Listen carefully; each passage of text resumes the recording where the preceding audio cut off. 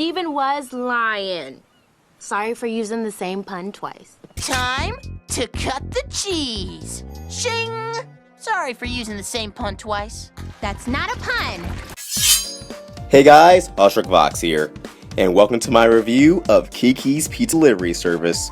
And let me just say, this show is something special.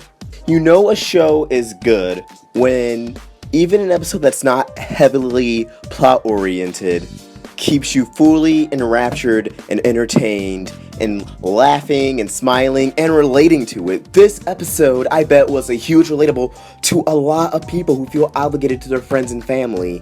And we got a lot of development within these, like this and last night's episode for Kiki, a character who was previously pretty silent, and we really only got the spotlight from her sister, Jenny. And it just has a really fucking good moral. You're not obligated to do anything for anybody, and it's understandable that you don't want to let anybody down, but you can't let that get the better of you because it will consume you. Just like how Kiki was having these constant nightmares, and it was tied back to constant stress. Does she even know this is happening to you? No!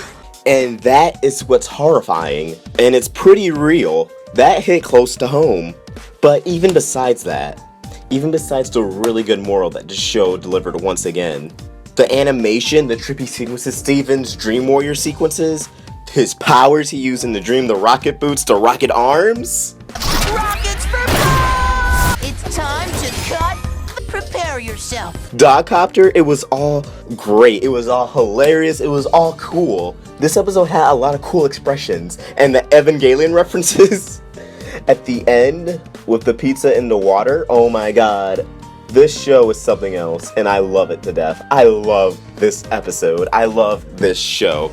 It was absolutely perfect. Now, one thing that kind of confused me is, so while Steven's sleeping, if he's in someone else's dream, that's still exhausting him. I want to roll with that, but I also really don't get it. Like, his body is still resting, so even if his mind is tired, he shouldn't physically still be tired. But I don't know how that works. I'm sure the writers of the show could explain it way better than I ever could. Maybe the conclusion you can get from this is that since his mind is constantly running, even though his body isn't awake, his mind is constantly awake, so that's what's exhausting him. So he's not really asleep, he's kind of just depressingly comatose, which is scary. And what is all this going to come into play? Because it seems like it may not come to play in Monster Reunion from what we've seen, but from the new Lars to this episode, to Chilited, to Super Watermelon Island, what is Steven's mind powers, his mind control powers, his body possession, what is this all leading up to?